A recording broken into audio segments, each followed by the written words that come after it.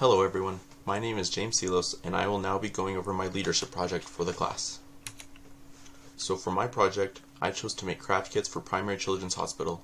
This is something I have always been interested in doing, so this project gave me the perfect excuse to finally put this idea to life. As far as why I chose this project, first, I have worked with many organizations on campus that raise awareness and money for primary children, so it is something I am already passionate about.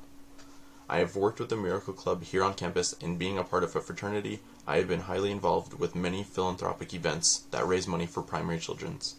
Second is I wanted to try to make a difference during the holiday season. If I can help even one kid take their mind off of the scary things during this time of the year, where we should all be happy, then I will have considered this project a success. I also wanted to work on this project because it aligns with my values that we talked about in this class, such as passion and selflessness. I learned that I am a very value-based leader during this class, and this project lets me show that.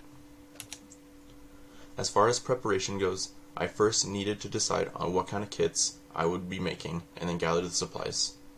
I ended up choosing a penguin kit that you can make with glue, paper, and cotton balls. You can see here the supplies we ended up getting for the project. I also needed to get people to help, and I am fortunate enough to have roommates who were willing to help me during this time. I also needed to set dates for when I would make the kits and deliver the items to the hospital. Once we were prepared, we gathered everyone and began making kits. We delegated the different jobs to people and attempted to make an assembly line when making the penguin kits. We had one person tracing the shapes on paper, another person cutting out the paper, and another person putting the materials in a Ziploc bag. The extra person bounced around wherever he was needed. You can see here a few of us working on the project in my living room. Our results were about 100 craft kits made. You can see here a large pile of them on my bed, and you can also see the template that we used for inspiration. It took us just over 3 hours to complete, with about 4 to 5 people, and we think we could have made more during this time period, but it took us some time to figure out the most efficient system.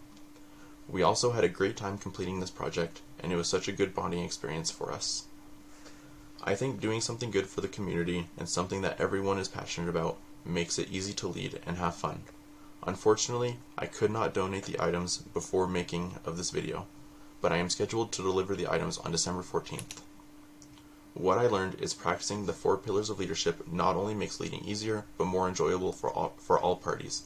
I have already mentioned how leading with my values is important to me, but the other pillars were also very prevalent in this project.